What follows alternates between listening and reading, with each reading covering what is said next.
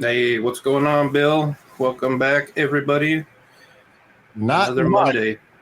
Well, just to be honest, we are pre-recording with our special guest and friend, Stephen Bassett, because of last night, that special aired on News Nation, which we'll touch on in a second, but also as Steve has mentioned on his Facebook posts, and I am also very curious, Toby, and I want to get your take. Can you imagine during the inauguration speech tomorrow, Monday, that Trump makes a reference to disclosure or transparency regarding UAPs? What's your take? I don't see it happening. I'm more than happy to be proven wrong, but if he does, then I guess the floodgates are going to open. I honestly think the floodgates are already opening, as we'll have a discussion with our guest soon in regards to something that happened in recent days. But going back to my initial thought on last night's special, I'll just give a quick opinion of mine. Yes, this person has been vetted. They did the credential. They checked him out. They've been working with this individual, Jason Barber, for quite some time. He did come out with information that a lot of people, it might be eye-opening for a lot of people, the claims he's made. But this is coming from his own account. People could take it for whatever it's worth. But when I seen the video, I was like, wait a minute, that looks like a Chinese spy balloon or some type of balloon itself. So it's hard to tell because it's just looking at it, we can't see the scale. Well, what the object, the size of it is. They're claiming it could be like 20, 30 feet. There's so many different theories out there. But I mean, and then talking about, which a lot of people out there, Toby, you know this, a lot of people have that, they have the claims of their experiences where they make a telepathic connection. That's nothing new. We there's a lot of people experiences that make that claim, and it is spiritual in nature to them. It is. It's like a religious moment, connecting with like a divine guide or whatever. So that's been out there. And then they mentioned the remote viewing. A lot of people might see that as being woo-woo, but this is not something new. This has been going on for decades. A lot of people have made these claims of telepathically connecting and having that psychic connection with whatever beings we're dealing with here, whether they're interdimensional, from another star system, whatever. So what was your take? Well, we were promised definitive proof. I don't feel that was definitive proof at all. The video, most people were not happy with after all the hype. Yep. Me personally, one thing that stood out to me, and this is something I want to point out, is they got a basic fact wrong, and could have just been an accident, I don't know, but they brought up John Burroughs, who you know is a friend of mine. You know John. They made the claim that Senator John McCain got John's medical records declassified. This did not happen. It absolutely did not happen. His medical records and his service records are still classified. Correct. While McCain and his office were instrumental in getting John his settlement, most of the doctors he goes to now still can't see his medical records. Yeah. And I'm going to give you a quote here from Dr. Christopher Kit Green that was made around the time John got his settlement. It's true, his records, about 1,000 pages, and to this day, still many hundreds, were in fact legally classified. In my 46-year career as a medical officer and physician with CIA, including as staff officer, chief of medical intelligence, life science division, and assistant national intelligence officer for science and technology, I had, until a year or so ago, only seen a handful of truly classified medical records. Those of Adolf Hitler, John Kennedy's autopsy, and recently, John Burroughs. So I think that kind of hammers home the significance of these records being classified. Okay. I will say this. I think anyone who comes forward as a whistleblower is to be commended, regardless if you agree with what they're saying or not. It takes a lot to come forward in front of the public and speak about your experience, your account. Like I said, regardless of what your opinion is, pro, con, these people are coming forward, and we need to encourage people to come forward for disclosure. And it seems like they're coming out from all over the place, from different groups, different sources. As you know, Dr. Greer is working on quite a bit, and it's coming out. And even our guest, Stephen, and he's always had the pulse on disclosure and working inside pretty much in the DC area and getting information to put out there to the public with his website, paradigmresearchgroup.org. He's been doing this for decades. So there are a lot of people out there trying to get the truth out there to the public, and they are to be commended. Regardless of what you think about these whistleblowers, it's for the public to make that determination and reach their own conclusions on what they think and what's going on. Now, in a perfect world, I want to see the hearings coming up, future hearings, having direct witnesses, having evidence that's tied to these witnesses provided, documents, declassified, etc.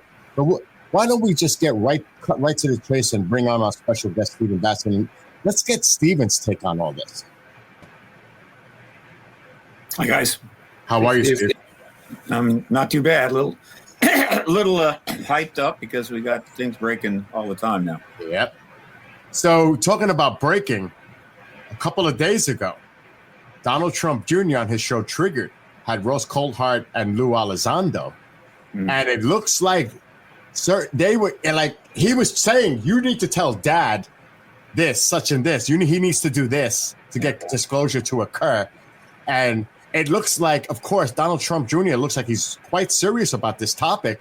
And I'm sure not just his son, who has direct communication with his dad, of course, but there are others. Tim Burchett sent a letter out shortly after the hearing for pleading to Trump to be more transparent and get to the bureaucracy and be more transparent to the American public. And like Toby and I just mentioned, all these other whistleblowers seem to be coming up from different sources. I mean, I'm excited. I have to say, I'm optimistic, cautiously optimistic. But what do you think is going to happen in the next few days, weeks, months ahead, Steve? Yeah. The truth embargo is collapsing. Over the years, I've talked about the prospects of it ending and so forth. And I tend to err on the side of too much optimism. And I don't apologize because people need to feel like progress is being made. We've had some moments that look like they could go forward, but it didn't happen. And things continue to get more difficult in this country and around the world. Dysfunction everywhere. So that coupled with the fact that the ETs put on the biggest UAP flap ever over the last 2 months, for whatever reason. It's just amazing. Now, it looks like it may have tamped down, but it did its job. In other words, they were putting up phenomena that cannot be explained. They've done this before. Mostly plasma-like things, balls, whatever, somewhat different shapes. Probably exactly the same thing that was recorded in World War II called the Foo Fighters, where you had these balls of light following planes and so forth around during the war. Never did any harm, no problems, just like observing. They were noted, and then we didn't hear much about it for a while. They have the ability to do this. There's nothing we can do about it. You can't shoot them down. So they put on this display that went on for 2 years, including around our ships. And they started flying over our military bases and so forth. And finally, it just really got out. And you've got videos turning up everywhere. And it became a serious issue, obviously, because phenomena flying over military bases that you can't do anything about is not something the government can deal with.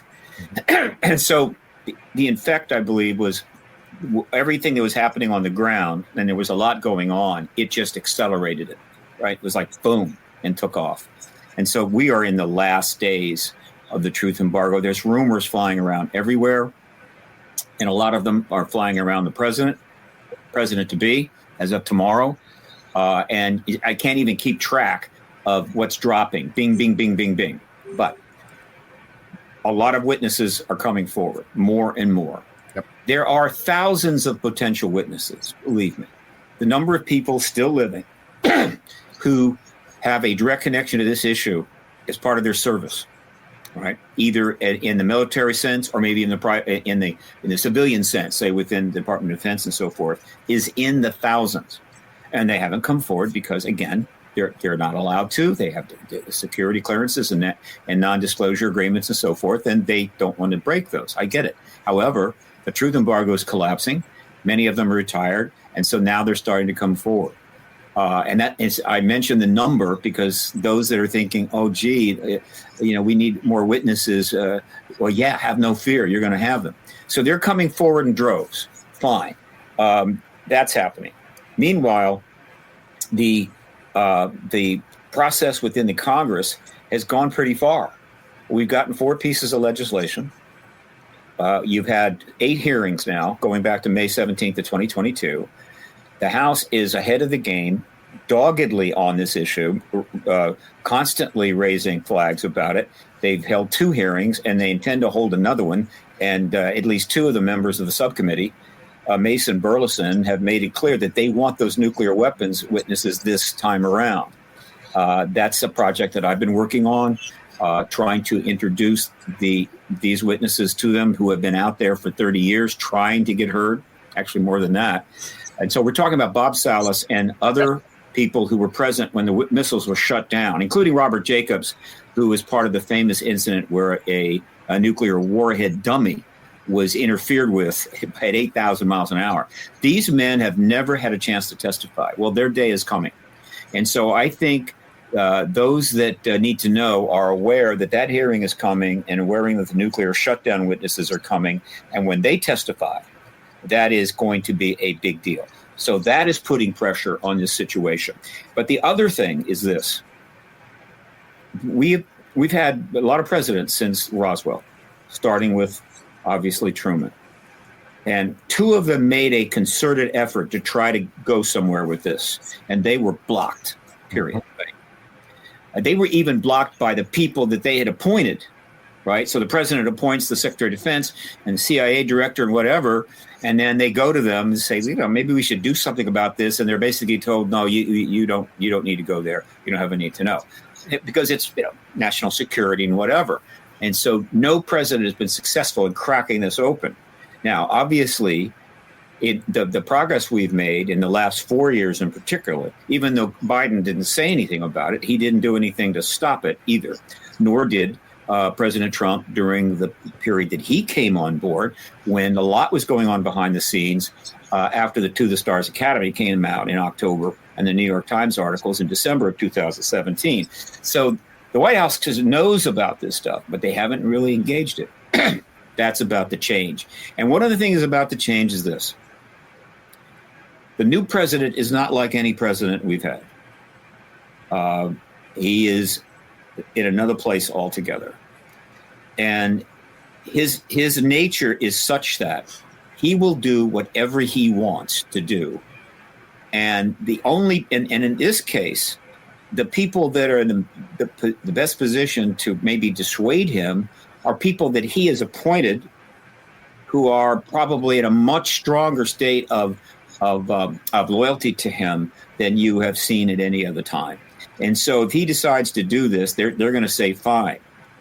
And that means the barrier is completely dropped. And so I'm going to make the call that where I see this, I think disclosure in 60 days, either 30 days from President Donald Trump.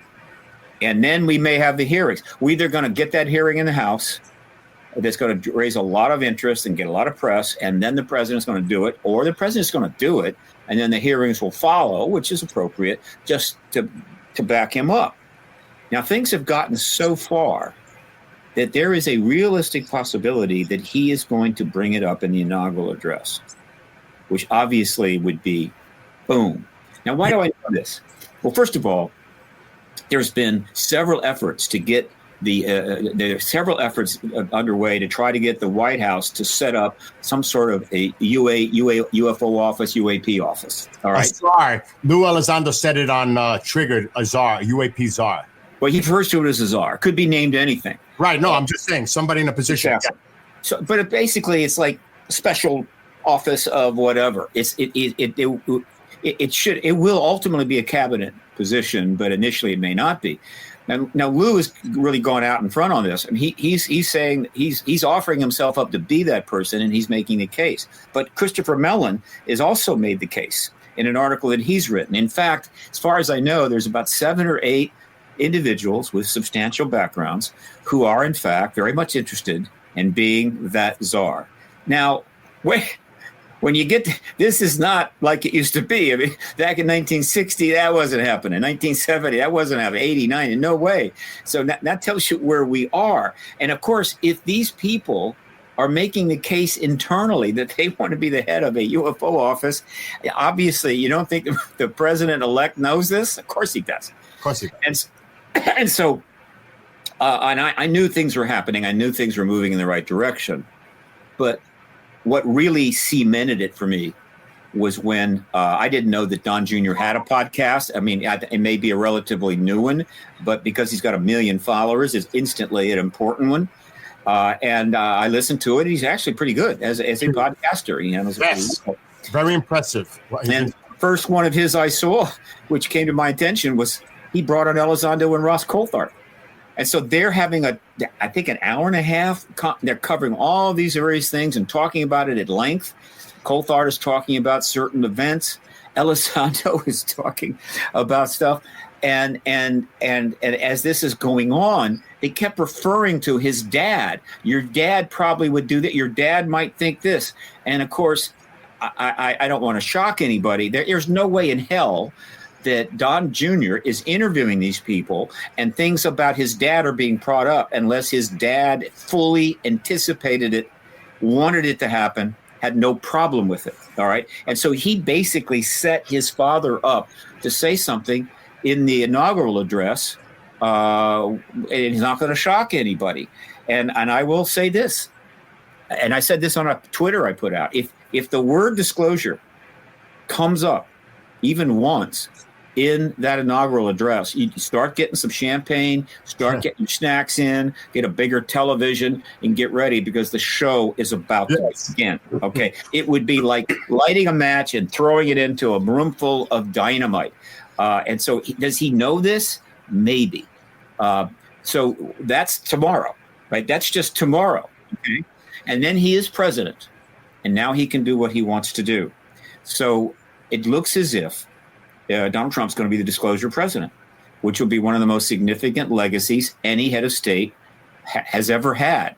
It may be the most significant. And then the question is, how is his administration going to handle the post-disclosure world?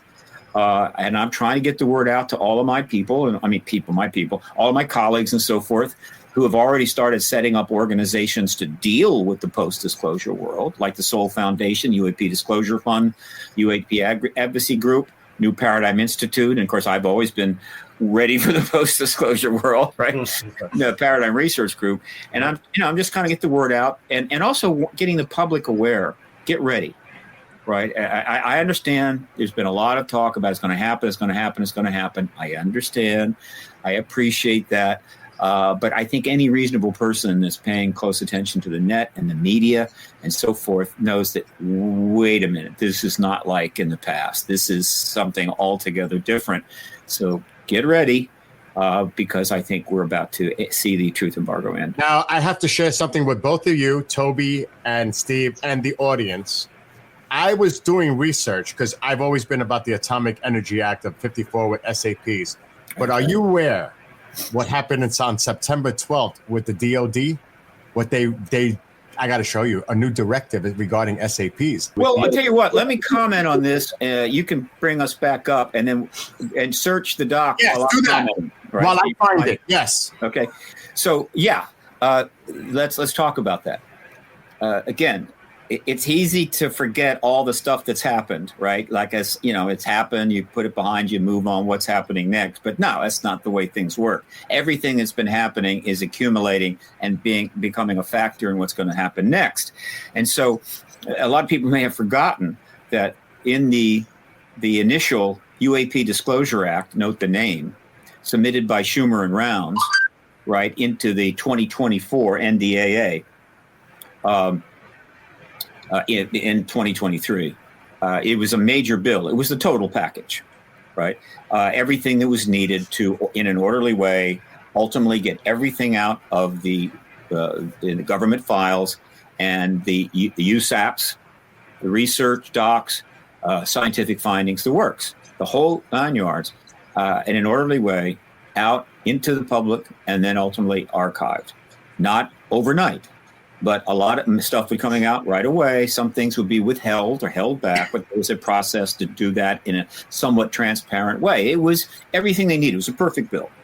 But he submitted that bill, and he added something to it that, for whatever reasons only he knows, he added an eminent domain to that bill, which basically stated that the non-human tech that the bill was referring to, that's in the hands of civilians and civilian companies, is in fact the government can exercise eminent domain. This created a real problem, particularly for the defense contractors, and helped trigger a backlash to the bill, right?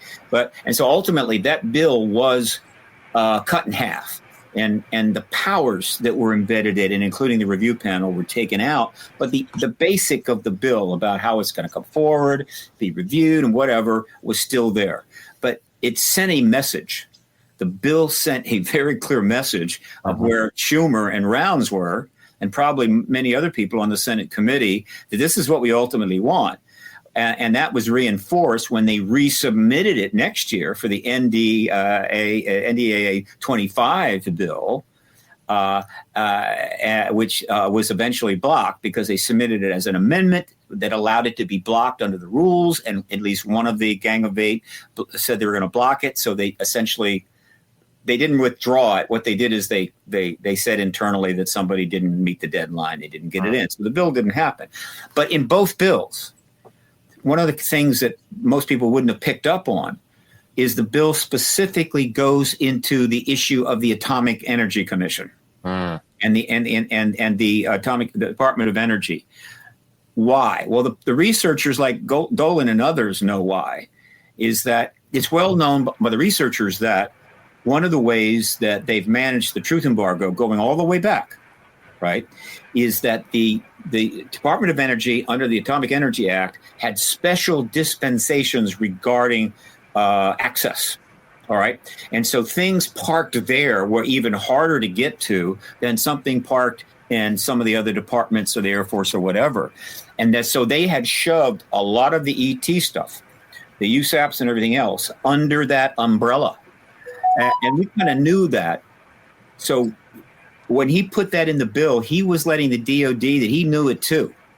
And so they understood that a lot of it was parked there. And he specifically indicates in that bill that we're going to go there. And so that is another example of why, even though the bill was not passed in full, the message was sent. Right? There have been a lot of messages sent to the Department of Defense by members of Congress and so forth. This is where it's going. All right. And so that has put a lot of pressure on the truth embargo. But the bill was not passed the second time around. The Trump bill, the rump bill, the basic half of the bill remains. All right. But the message has been sent. Now you combine that with this huge UFO flap, where the ETs are parking plasma, whatever the hell, over multiple facilities and bases in sensitive areas, not for days, not for weeks, for months. And it's all being filmed by the huge numbers of cameras that everybody's walking around with and turning up on that. You combine that, right, and the fact that the government was forced to come out and give absurd responses to it. They had no choice. And Kirby's interview was classic. It was everything you need to know about the dilemma the government's in. So when Kirby was asked by a woman journalist, are these drones that you referred to ours? He said, no, that was a lie. 2, she asked, well, are they in other countries? He said, no. Well, that might have been true, right? But he couldn't know that. There's no way that the Department of Defense would know that none of these drones are from another country unless they went up there, right, got up next to every one of them and looked at the license plate. And so, yeah. Yes. And so that was a ridiculous statement. And then they closes out with, then what are they? And he literally has to say on camera to a journalist, right, that this phenomena that's been going on for months over our bases, we don't know what it is. Now, all of this is insane, okay? But from the standpoint of the way things operate, but nevertheless, that's what he had to do. They had no choice. And so what you're seeing is that phenomena, which I believe is ET, has forced our government into an impossible position in a much more broader scale, watched worldwide beyond anything we've seen before. And they've done some stupid stuff, like the Haynes briefing in 1997, right, about the Roswell event. This was just a massive embarrassment. Yeah. And so what are you going to do? Well, you really can't do much other than just end the damn truth embargo. Huh. What else are you going to do? Now, the phenomena seems to have died down, right? That's happened before, but the message was clear, right? They can do this anytime they want. They can put those plasma, whatever the hell they are, over the White House. There have been a few of them down our way, but mostly they've been up north and also out west. But they can do it, and the government knows this. And so you put all of this together, and what it's telling me is that it's almost over. Yeah. Right? It is almost over, and we need to get ready for that. And hopefully we need to keep our heads about us. Okay. It's going to be tempting to go, right, and get really worked up and intense. It's going to be a lot of vying for position and what have you. I get that. But this is the most profound event in human history, and it calls for people to be as calm as they can be, reasonable, little humility wouldn't hurt. Objective, open-minded, yes. Yeah. Bill. I'm going to read it. I found it. I apologize for putting it on the screen and causing all that chaos. I'm going to send you the document as well, Stephen, because I think you need to see this for yourself and read it. It's 15 pages. Now, it says here, DOD primary point of contact for SAP matters with agencies of the executive branch, the judicial branch, the legislative branch, including support to SAP congressional meetings, hearings, and responses to congressional inquiries unless otherwise specified by statute or regulation. So the director, it has to be approved by this director that's assigned. So that, and then, like you mentioned earlier, you brought up need to know. And that is also here. And I was like, whoa, you're on it. You're exactly on it, Stephen, because here it says, in the general area, initial access to DoD SAPs would be strictly controlled based on broad collaboration and shared risk with the SAP enterprise. Access to a SAP will be strictly limited to the minimum number of personnel necessary. Granting initial access to a SAP will be basically sold upon the determination that the individual has a valid need to know, good luck with that, has the necessary security clearance, meets approved personnel security prerequisites, will continue to contribute to the program execution and oversight. The determination of NTK will consider an individual's role and potential participation in separate but related SAPs to enable collaboration and facilitate greater innovation. Personnel with NTK may also be accessed. So it goes to this even here. They have to get approval. All personnel that gets accessed has to notify the director in a timely fashion when briefing or providing DOD's SAP material to any member of Congress or their staff. No DOD contractor, any entity, contractor employee, contractor representative, or consultant will provide SA material to any members of Congress or their staff without director approval. Okay, so here's the point. Now I can finish the point I was going to make. In other words, Schumer sends a message out there with that bill that we're well aware that in the area of atomic energy and the energy department, that's where a lot of stuff is buried. And obviously we're going to be coming for that. And so this is a response to that. What they're doing is they're clarifying their SAP arrangements and getting kind of out there and so forth in anticipation that there's going to be the Congress and or the White House, whatever, are going to be coming their way regarding what's going to come out of the that area. under the Department of Energy. And they're probably a little concerned of some people maybe getting ahead of themselves and maybe coming out and providing information as the witnesses are coming forward. So they're kind of tightening things up a little bit. Are they building a wall, an impenetrable wall? No, I don't think so. Because if the full UAP Disclosure Act is passed, which I think it will be eventually, they cannot build a wall that will do that. So this is an example of messages being sent, being received, actions taking place on within agencies and what have you, which is exactly what happens when something of this magnitude is going to take place. And so, and you picked up on that. And look, it's a document that's out in the public, right? And so, and by the way, they're really showing a lot of acknowledgement and awareness of SAPs. They don't seem to mention USAPs there, but they have been brought up in Congress many times. So all of this, it's like the infrastructure of the secret empire is now just being put out there and discussed, and people know about it. And part of that is so that, the blowback and the anger that people are going to have when they realize just how much they've been bamboozled will be mitigated, right? In other words, we're trying to be transparent. We're acknowledging we have this or that or what have you. I get that. It's okay. Toby? Yeah, that's all. I mean, obviously very interesting. I do want to applaud Bill for finally finding Section 8, page 8, whatever it was. I apologize to both of you in the audience for doing that mess on this earlier. I'm just giving you crap. But, I mean, he said it's an action and then there's a reaction to counter their action. And most people aren't paying attention to this type of stuff. You know what I mean? You have researchers like the two of you that pay attention to the minutia or whatever you want to call it. These little details that the public's not picking up on. They're not noticing, like you said. Schumer puts this bill forward saying, hey, we know this is here, here, and here. And then they respond by changing their rules, That's a good point. But most people lead their lives and they don't have a chance to get much into this. But that is changing. And one of the things that's changing is the podcast revolution. All right. The podcasts go out everywhere. I'm assuming somebody in Argentina or Austria or even Mongolia technically could watch this podcast when it comes on if they've got the right URL. And so these podcasts have really done a lot to bring this information more readily to just people out there who are leading their lives, but they like podcasts and they see this and they see that.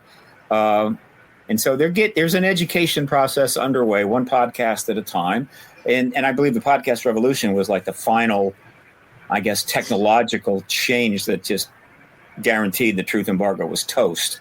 I mean, it's been under siege since '96, and the internet and email and social media, the broadcast.com era when radio stations could go on the internet, and then the broadcast revolution, podcast revolution, all of this stuff. When people, and then influencers that have 200 million followers. So Don Jr. Has 1.2 million followers. There's a lot of people out there that may watch that podcast are just regular people. They're not reading the books behind me or any of that, but they just got tipped off, didn't they? Something's going on here, right? Why are they talking about your dad? And so again, all of this is educating the people, getting it out there so that they're not going to be too surprised. They're able to deal with it, and maybe even many are deciding to get involved and help to move the process forward by showing their interest, showing their awareness, showing that they're not going to go nuts if the government finally says, yeah, you're not alone. I always knew that, right? Whatever. So this all is part of, now it shouldn't have taken this long. The best reason I can give why it's taken way longer than it should have, ridiculously longer than it should have, is that the major barrier to the truth simply getting out there was not a trivial barrier. It was the nuclear arms race, which is still going on. And so that nuclear arms race, which is a huge, huge issue and a massive threat to the world, was always going to be used by those opposed to ending the truth embargo as the justification for keeping it going. If you didn't have a nuclear arms race, if somehow we just kind of made peace after World War II, and, we kept our tanks, but, we're not going to build up tens of thousands of nukes, we'd have had disclosure long ago. So these two things have been traveling through time together, one blocking the other, and the other maybe being the key to getting rid of the other. I mean, this dynamic, which I talk about all the time, which deserves many books. If I could sit still long enough, I might write one, but I'm not able to do that. We're seeing that now playing out right now. As the nuclear issue becomes more of a threat, this issue is moving forward, and probably the most important witnesses just happen to be ready to finally testify, and they are witnesses to the shutting down of our nukes by ET craft. And I don't mean ball of light. These were craft, right? They did give off light, but they were craft. They were solid. They could tell it that they're about to testify, and that may be the end of this. So this is an interesting time, and I'm excited about it. Bob Salas, I spoke to him a couple of days ago, and he says, Bill, I got my bags packed. Whenever they call me, I'm ready to go. Yep. I want to mention this to both of you because you both brought it up about congressional movement on this with amendments, bills, Schumer. I want to let everybody know this is one of the instances where it's bipartisan. This is across the board. This is not a party line thing. Everybody's on board. But I want to touch on what Stephen said earlier with another little interesting tidbit here. And this was a letter by Tim Burchett to President Trump after the hearings happened. Mm-hmm. And it says here, congratulations on your historic re-election and thank you for your continued friendship. As you work to dismantle bureaucracy, cut unnecessary spending, and restructure the federal government, I also encourage you to demand increased transparency from rogue agencies. In Congress, I have repeatedly called for government transparency.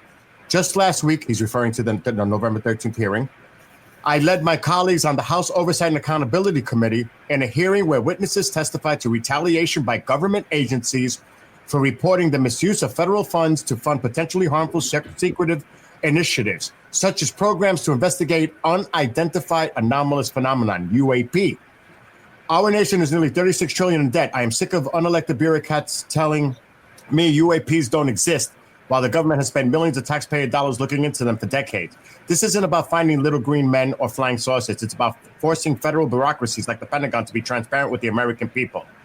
And then he finishes off with his letter. Yeah, there are some powerful political angles to this, which are non-trivial. For one,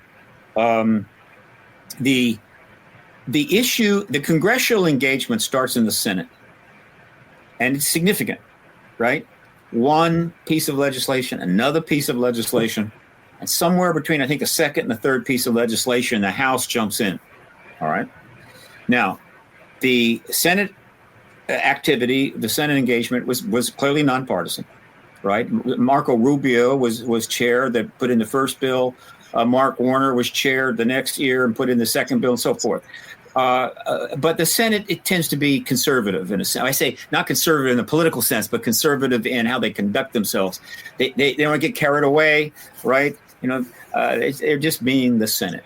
The House, not so much.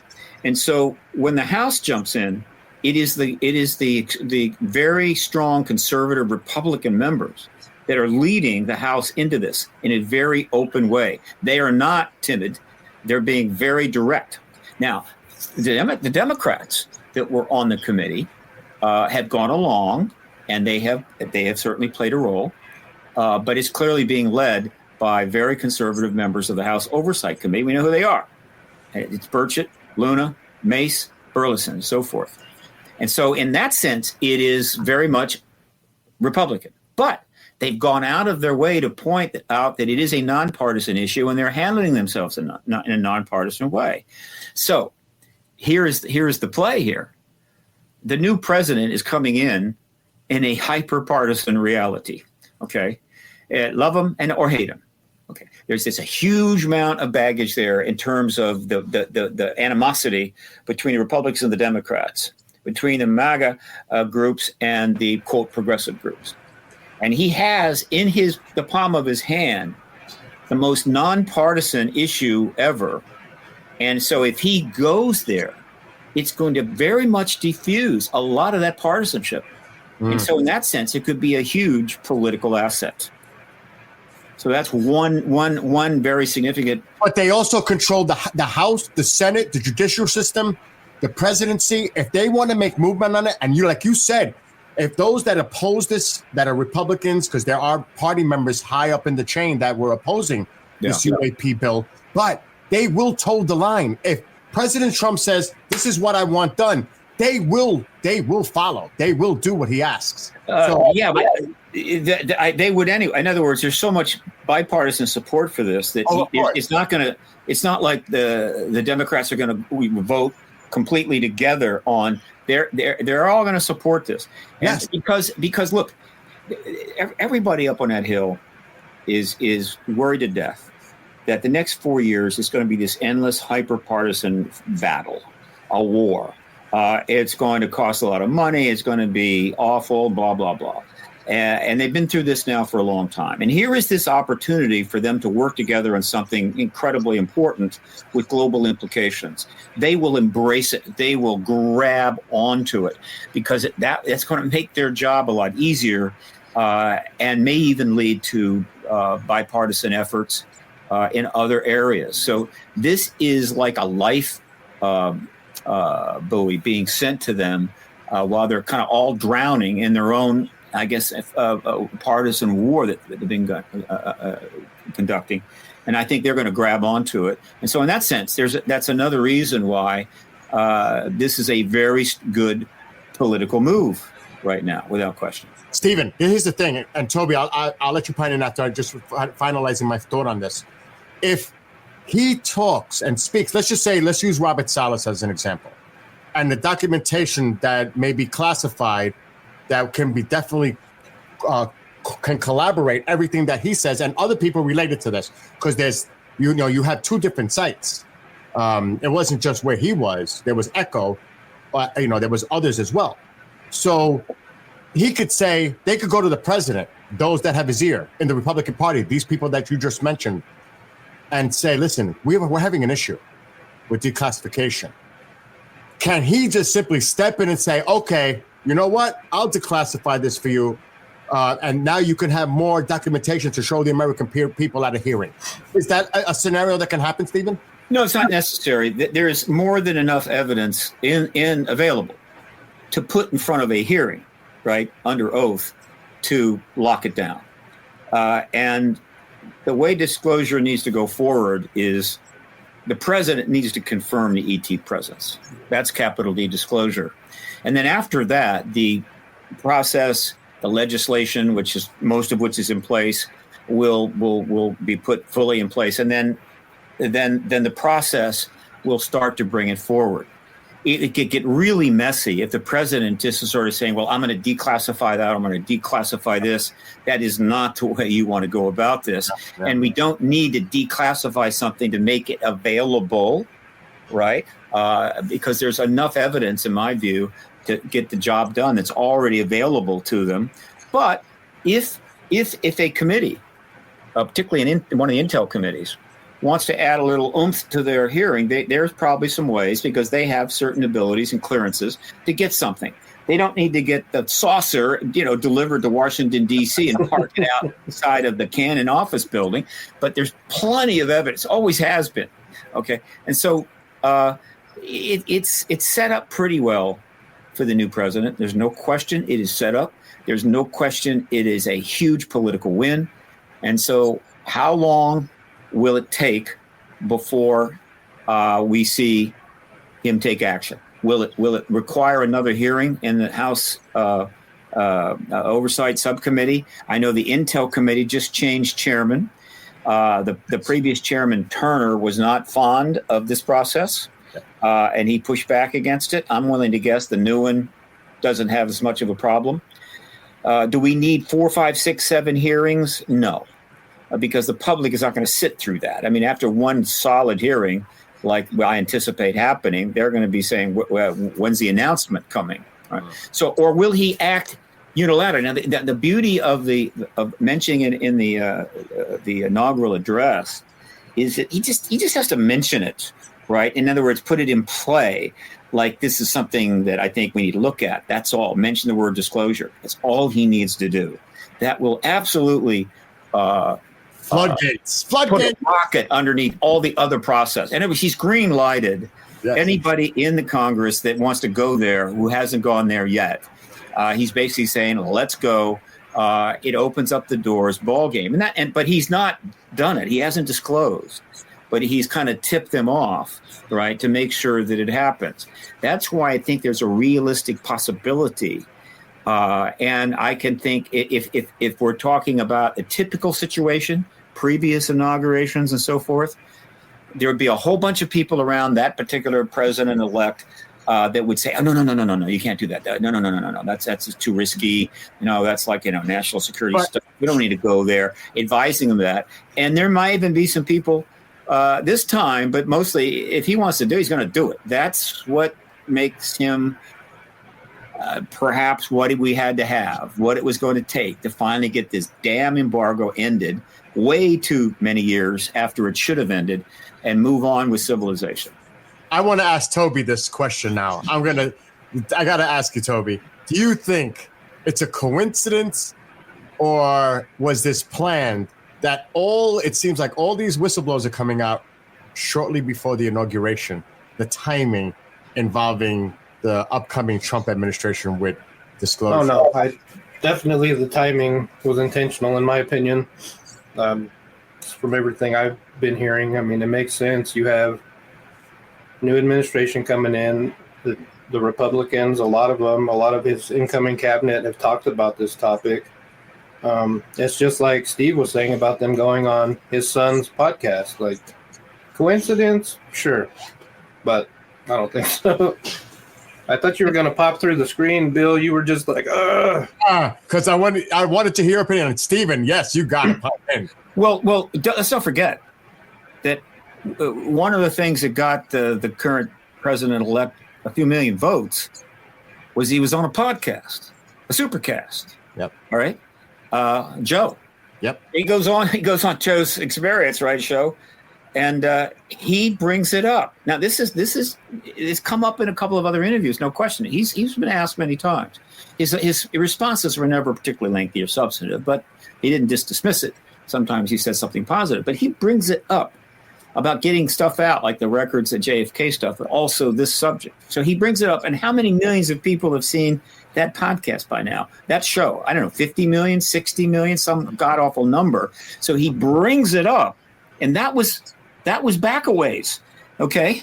That was before the election, before November 3. And now a couple of months go by, and now his son brings it up big time just before the inauguration. So it doesn't take a genius to see where this is going. Mm-hmm.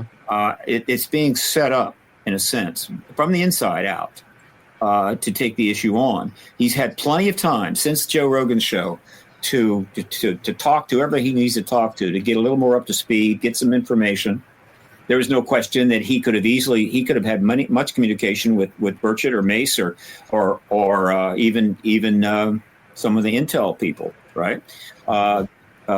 Mike Rounds, whatever, to get a little sense of what's going on and get up to speed so he can make a move without, and get it right. We don't know, because that's all going to be behind the scenes and nobody's going to say anything. So again, I'm giving it a very realistic possibility. If it doesn't happen, that doesn't mean that much, because Mace is going to move on a hearing right away. Bob Salas and Robert Hastings and several of the other witnesses are ready to come to D.C. and testify. Bob has even made it clear that he's happy to come to D.C. on his own ahead of time to meet with one of the members.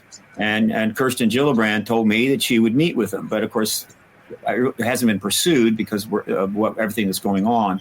But it's after the inauguration tomorrow, I'm going to get in touch with her office and say, look, Bob Salas is ready to come out. Will you talk with him? He's not going to fly out here to talk to a legislative aide. And so he's ready to do that. They're ready to go. These have always been the most important witnesses because of who they were, SAC-based command officers with the authority to launch nuclear missiles if given the right codes. I mean, what bigger responsibility can you have, right, who have the credentials regarding an event that directly intersects this issue in important ways. ET related shutdown of nuclear missiles, which then brings up the whole issue of the nuclear proliferation and the risk to our society. It says something about the ETs that people want to hear. They didn't blow them up.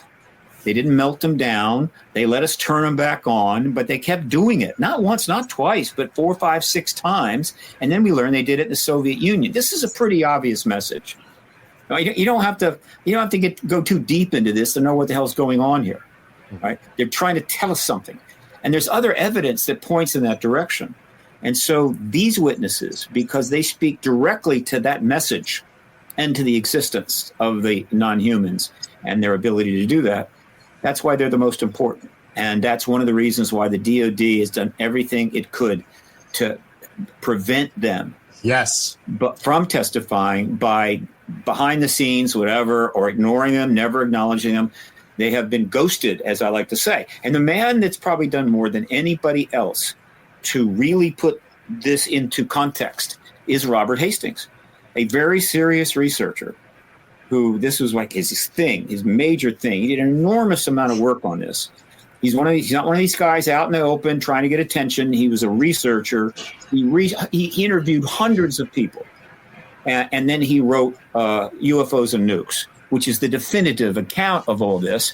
And then, because of who he was and the fact that he's very solid and a researcher, he was able to get on the college circuit. Very few of us are able to get on the college circuit. Stanton Friedman did some. I think Robert Hastings said he's done 400 plus lectures.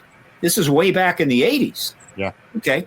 And so he's still around. I know he's had a bit of a rough time, but I think he's healthy enough to travel. And he's ready to testify. And so it's all there. It's all there. We have a few minutes, Steve. I just want to show you something else, both you, Toby, and the audience, because this came out also last week.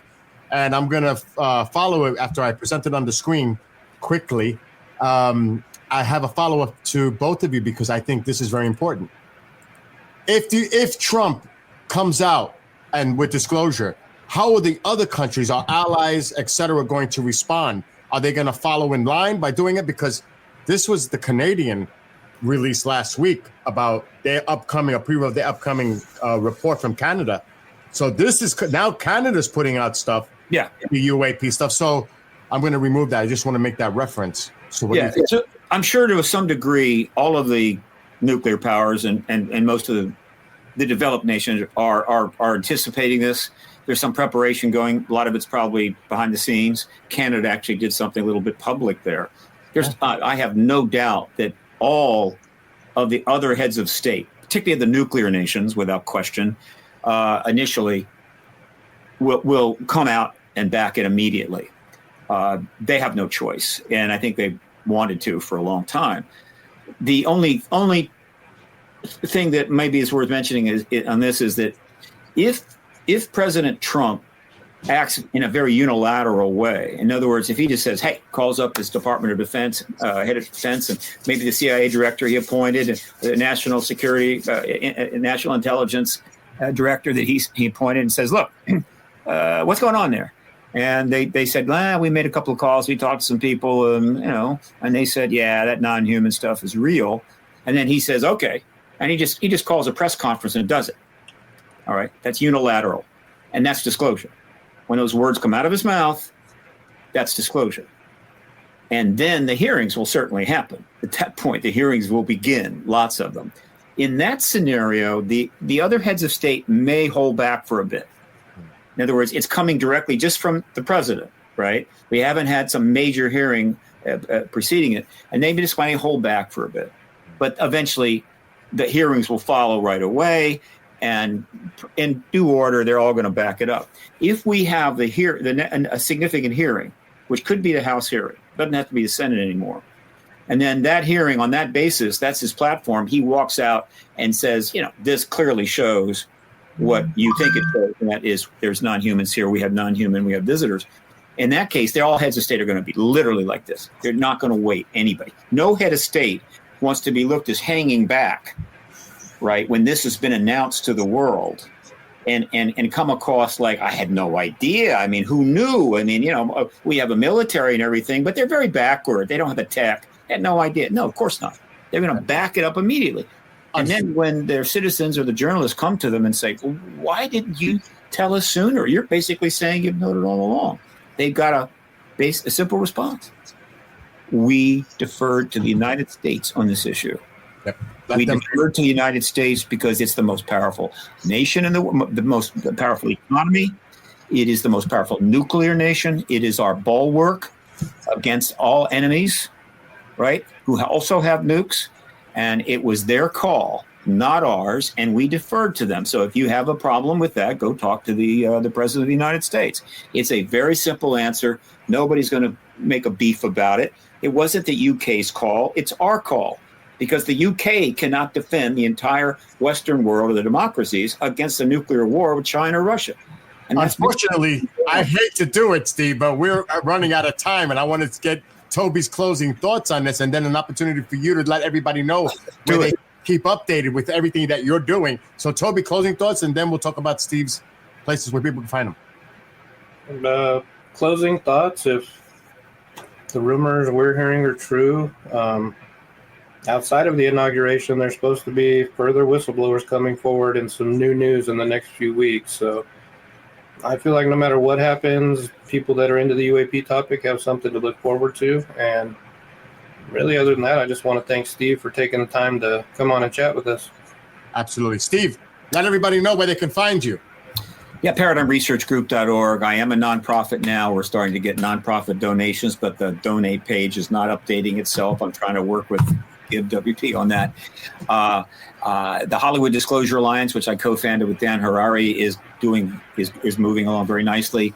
We've got almost 200 members. We're helping people connect to make content, and there's plenty of that coming, I can assure you. HollywoodDisclosureAlliance.org, also a nonprofit, 501c3. The other organizations like the Soul Foundation, UAP Disclosure Fund, you're going to be hearing more about them. All of this is really, and a new Paradigm Institute, all of this is really being created or now is organizing to deal with the post-disclosure world. Not so much getting disclosure. That seems to be virtually, that train's already in the station practically, but the post-disclosure world, which is when the real work begins. Once we know that the E-tier is like, okay, well, that's fine. Let's get back to what we were doing. No. This entire new world is suddenly open to us. We're going to have to engage it in countless ways, and that's going to be fantastic. It's going to be fun. There's going to be even more podcasts. Well, stay in touch. This way we can keep our audience informed, the public informed. Keep us updated. Toby and I, you're always welcome to come back with us, of course. We consider you a friend and someone that is very in touch and has the pulse of disclosure in real time, especially what's going on in D.C. So, again, thank you, Stephen, for coming on with Toby and I. Always a pleasure. All right, everybody, thanks for tuning in, and we'll see you next week. Run.